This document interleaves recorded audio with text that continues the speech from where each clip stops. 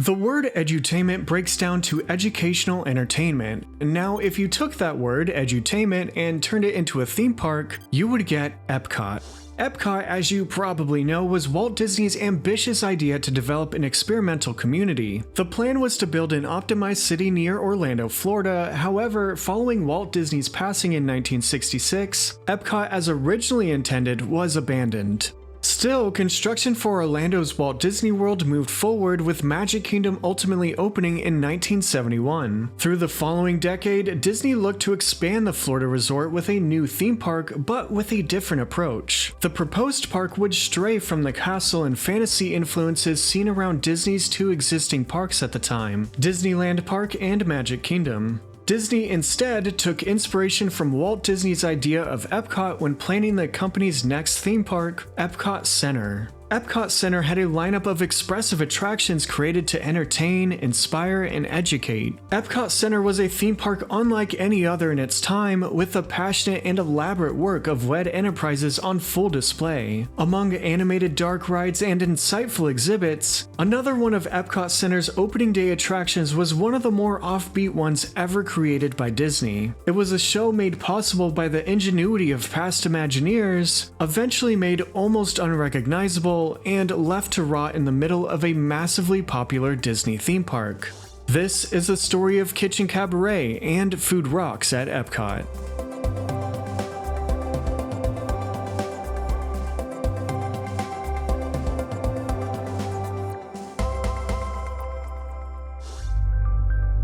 Through the 70s, the plans for EPCOT Center were coming together. The park's rich variety of attractions and exhibits would be divided between two main areas, World Showcase and Future World. World Showcase would feature a number of pavilions presenting countries from around the globe. The pavilions of Future World would focus on the innovations of different subjects such as energy, transportation, and imagination, among others. One of Future World's largest pavilions was the Agriculture Pavilion, set to demonstrate the value of farming and ecosystems. Renowned Imagineer Rolly Crump was in charge of creating the pavilion, giving it the imaginative touch Disney was known for. The Agriculture Pavilion would represent different biome environments within elaborate glass structures that resembled beautiful crystals. The pavilion originally had a host known as the Landkeeper, who was an original character like Dreamfinder. Imagineers were also planning a suspended hot air balloon ride named Blueprints of Nature that glided above diverse biome environments. Developing EPCOT Center was a challenging process. The results, however, would be worth it, as Disney anticipated 10 million guests to visit the new park each year. The cost of EPCOT wasn't cheap, considering its lofty plans and high expectations. Thus, Disney looked for corporate sponsors to co-fund various pavilions. 9 corporations sponsored EPCOT Center's individual pavilions upon opening, totaling in a collective $300 million across the park. In 1978, Kraft agreed to sponsor the Agriculture Pavilion, committing to a $35 million deal for 10 years. With this new partnership, Disney had to adjust the plans for the unbuilt pavilion so it reflected the goals of Kraft as a sponsor. At this point, the pavilion's name was changed to The Land. The concept, which previously focused on ecosystems, shifted closer to farming and food with a lean toward nutrition. Consequently, the Landkeeper character and the Blueprints of Nature ride were cancelled.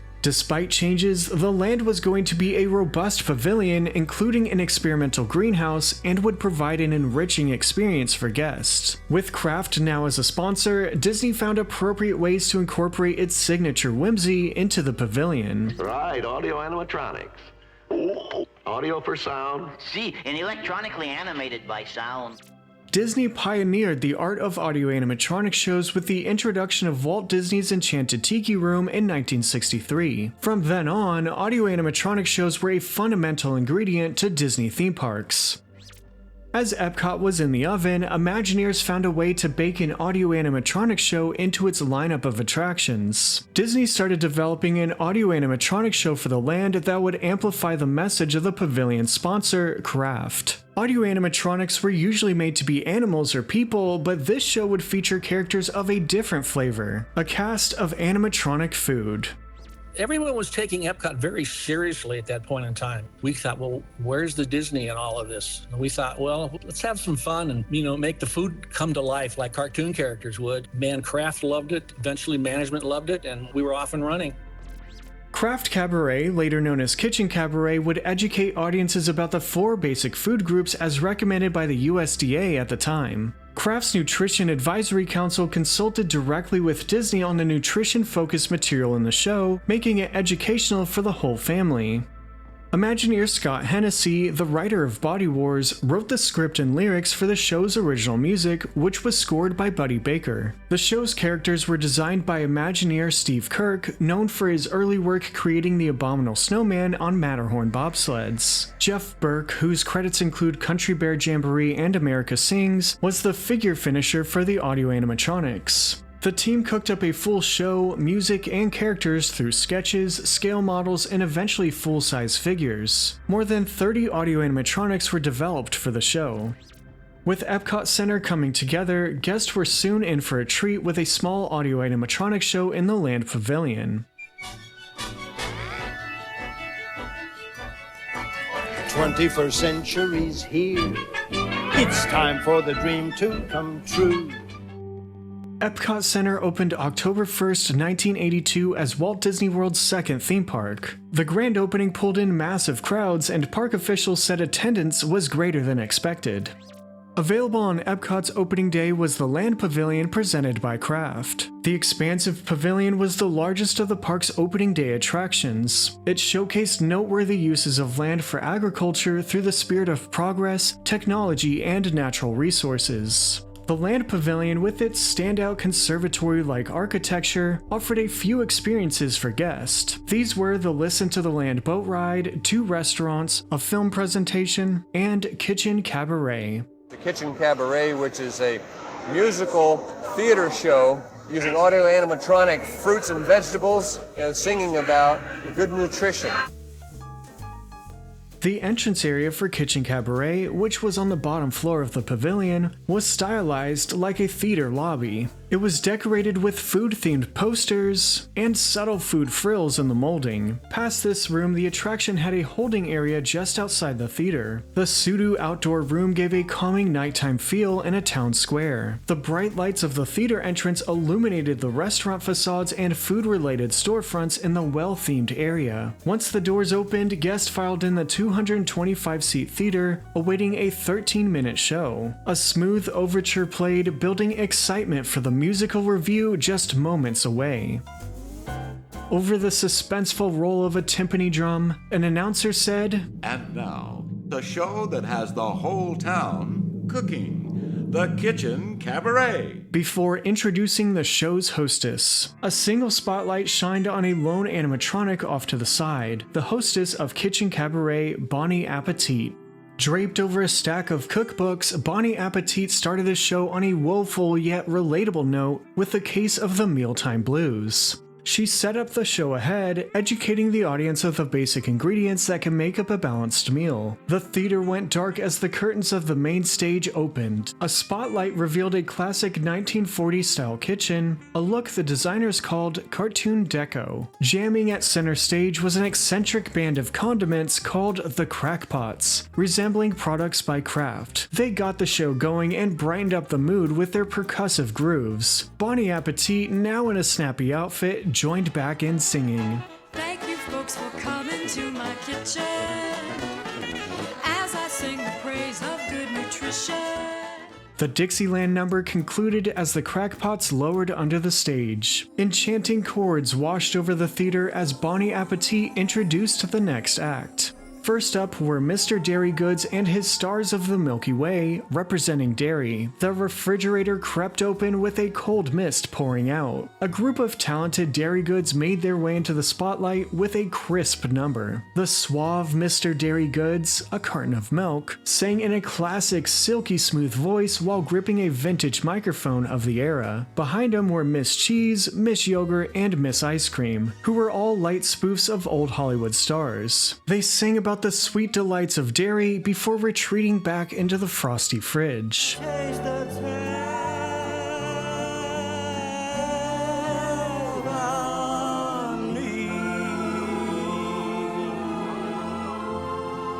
The ballad tapered off and an upbeat horn section piped in. Bon Appetit introduced the next act, the Serial Sisters. The Serial Sisters were a trio of singers parodying the Andrews Sisters and their hit song, Boogie Woogie Bugle Boy. Mairzy Oates, Rennie Rice, and Connie Korn were set up in the cupboard harmonizing the poppy melody. They were accompanied by a trumpet-playing slice of bread who eventually popped out of the toaster. The Serial Sisters sang about him being the toast of the town. The Boogie Woogie Bakery Boy lowered into the toaster with a ripping trumpet solo, and the cabinet door closed on the Serial Sisters at the end of their number. In a bouncy mood after the song, Bon Appetit chimed in. I think I'll get together with the toast of the town for a jam session. She was swiftly interrupted by a pair of wisecracking characters. Ham and Eggs were a comedic duo who gave a little comedy relief to the show. Instead of singing a full song, they quipped through an act about protein, with slides projected near the kitchen window to visualize their routine. Ham was more of the grouchy straight man of the performance, and Eggs grinned through a dozen or so one-liners. Every time he made a joke, his bow tie proudly wiggled. Once Ham had enough of Eggs' antics, they lowered into the steamy stovetop just in time for the next song to start. This calypso number needed no introduction by Bon Appetit. The music calmly swelled in. A choir of fruits and vegetables joined in the samba. Behind the bowls of fresh produce, a twinkling night sky was seen through the window, now with the blinds open. Bon Appetit in a lovely tone sang over the relaxing rhythm. I simply have to tell you that my friends who are singing are delectable. Meals are divine as long as you can dine with fruit and vegetables. The band of vegetables carried the beat as Bon Appetit handed off the song to the two groups, the Colander Combo and the Fiesta Fruit. The produce took it away with a verse about the importance of fruits and vegetables. The broccoli lifted their glasses with an emphatic Bon Appetit hopped back into the tune with a new wardrobe, now glamorously descending from the rafters on a crescent moon. Fiber optic fireworks sparked and popped in the distance as the delightful song came to a close. It was a clear display of composer Buddy Baker's brilliance, with the perfect ambience to match the calm, catchy spirit of the tune. We'd like to thank you all for listening to us.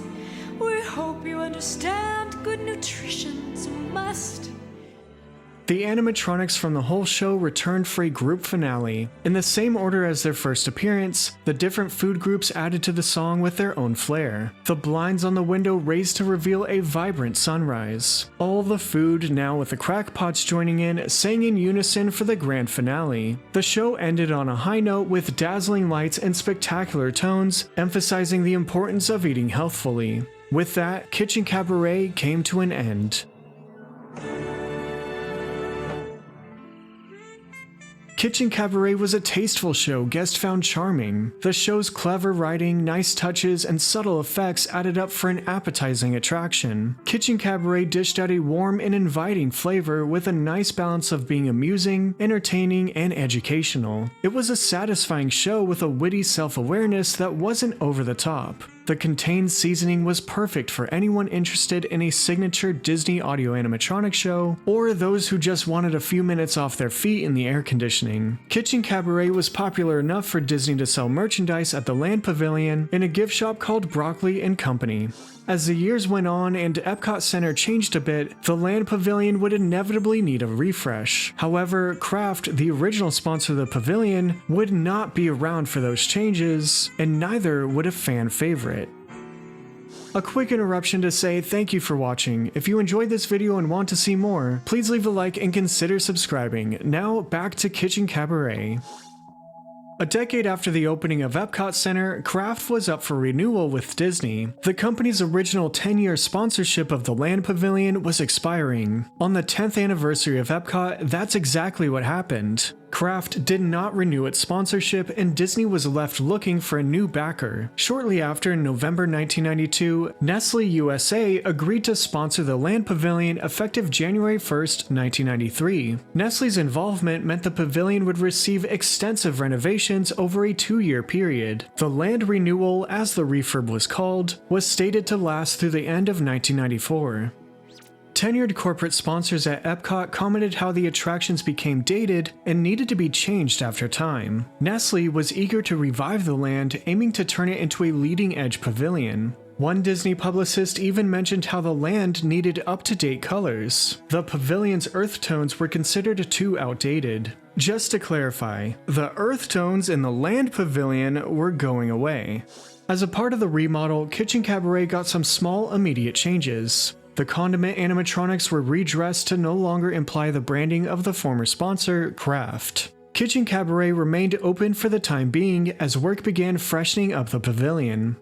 This is a story about the pig, the pyramid, and the rock. Typically, the pig eats what he finds here. The alternative can be found here, where he should eat lots of grains, cereal, bread, noodles. He should add plenty of fruits and veggies. He can have some meat and some dairy, and on occasion, a fat little grub. So just keep it all in balance and watch what you eat. Meanwhile, the United States around this time retired the Basic 4 Food Group Guidelines. The USDA introduced the Food Guide Pyramid, updated recommendations for daily nutrition. Since the format of Kitchen Kabaret was based on the Basic 4 food groups, the show's content had become spoiled. The nutritional information of Kitchen Kabaret was now outdated. Disney and Nestle decided to officially retire Kitchen Kabaret on January 3, 1994. With Nestle's strong appetite for renovating the pavilion, Disney had been working on a new animatronic show for the theater. The upcoming attraction at its core was similar to Kitchen Kabaret, with a cast of animatronic food singing about nutrition, but the new version had a spicier take with fresh faces. About the new show, Disney Imagineer Rolly Crump said, quote, "We thought it would be neat to have the different fruits become caricatures of popular musicians and play their songs. Since we were using rock songs, we thought Food Rocks would be a great name for the show." Unquote.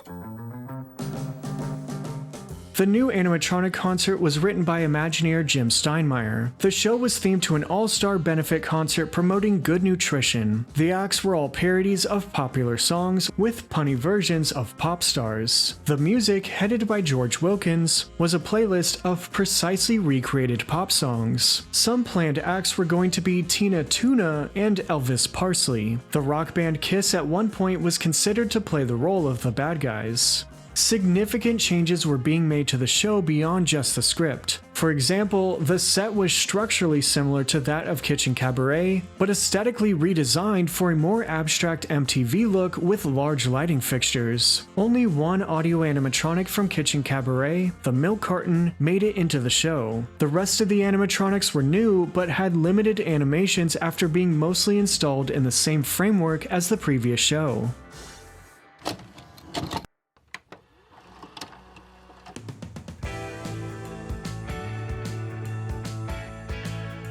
Only 2 months after the closure of Kitchen Kabaret, Food Rocks opened in the Land Pavilion on March 26, 1994. The fully redesigned show welcomed guests in with a colorful lobby decorated with obscure food facts and small interactive displays. Classic rock music played over the speakers to set the tone. The holding area just outside the theater had billboard art displaying the show's different acts, and the walls had been darkened with oversized stars scattered around. Guests entered the theater under its illuminated marquee. The show was a doozy and a lot to describe, but here it goes. Once the show was underway, vibrant lights swarmed the stage. According to the show's creators, the excessive lighting effects were a result of a lighting mishap while programming. The creators of the show ended up liking the accidental glitzy effect and decided to replicate it. As the curtains opened for Food Rocks, an announcer introduced the first act, the Utensils. The energy kicked in right away as the band of Utensils played a parody of Queen's Bohemian Rhapsody. Fake cheering pumped through the sound system for the high-energy number as it would throughout the show. Then, the Utensils lowered into the steaming stove. The announcer introduced the host of Food Rocks, Food Rapper, voiced by actual rapper Tone Loc. So, why a food rapper? This was around the time the FDA started to regulate nutritional labels on food packaging. The sunglasses-wearing rapper set up the next act, the Peach Boys. The Peach Boys were a clear spoof of the Beach Boys singing their food-themed hit, Good Nutrition. Standing center stage, a band of fruits belted out vintage surf tones with a healthful message. As Food Rapper put it, they were the pick of the crop. Man, Nothing like the oldies. Just as Food Rapper was ready to introduce the next number, the show was interrupted by a nasty metal band, Excess. The grungy group were the bad guys of the show, promoting junk food. Food Rapper shooed them off just in time for the next hit. Coming from the fridge, a band called the Refrigerator Police performed their cool ballad, Every Bite You Take, mimicking Sting and his band. Their message was to make wise decisions with food, particularly dairy. They closed out their number singing, We'll Be Part of You. Food Rapper transitioned into the next song, High Fiber by Peter Gabriel, set to the melody of Sledgehammer by Peter Gabriel. With a sledgehammer in hand, Peter Gabriel sang his 80s bop from the cupboard.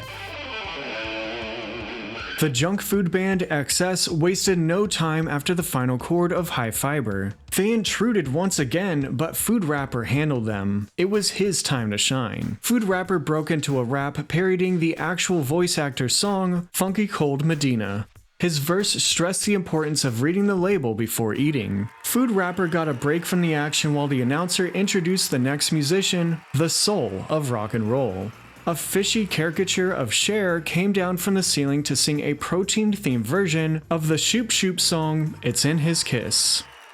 After an intro from Food Rapper, a piano-playing pineapple named Richard played Tutti Frutti with new nutritional lyrics. Little Richard himself sang on the track, enunciating the lyrics, "A wop bop a doo wop, I'm good for you."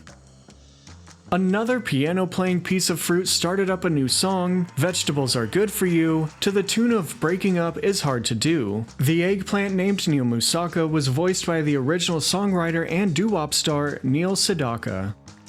Food Rapper briefly introduced the next star, Chubby Cheddar. The dancing silhouette of cheese was projected on the window and voiced by the real-life singer he parodied, Chubby Checker. He bellowed his song, Let's Exercise, to the melody of The Twist. Get a load of Mr. Exercise! The greasy band XS returned, this time to play a song. They chugged their way through a metal riff, We Love Junk. This was the only fully original song in the show, as the group shouted how much they love junk food. We love junk! Give us sugar and fat! We love junk! You got a problem with that? Food Rapper cut their act short by pulling the power cord. Next up for a sweet treat were the Get to the Point Sisters. This trio of candy bars was played by the Pointer Sisters, singing a parody of Aretha Franklin's cover of Respect. They sang about eating in moderation when it comes to treats, punctuating the lyrics just a little bit. Food Rapper preached one more time about eating well as the animatronic cast came back for one final song, Choose Before You Chew, a take on Queen's Bohemian Rhapsody. The anthemic finale ended with power, and the curtains closed on Food Rocks. Food Rocks had a mixed bag of reviews. To start with the positive, Food Rocks was certainly enjoyed by many. It was an audio animatronic show in a Disney park. The parodies of pop songs and oldies added an extra layer for parents and adults to enjoy, especially with a healthy serving of puns. The show was energetic and fast-paced, making it a sweet experience for countless guests. At the same time, the show could easily have come off as cheap and tacky. The animatronics clearly were not the highest quality, especially for Disney. Food Rocks had its redeemable moments, but the show was definitely more about the talent than the plot. It wasn't always the most subtle with its low-hanging jokes. Granted, it probably wasn't trying to be, but it also had genuinely witty gags.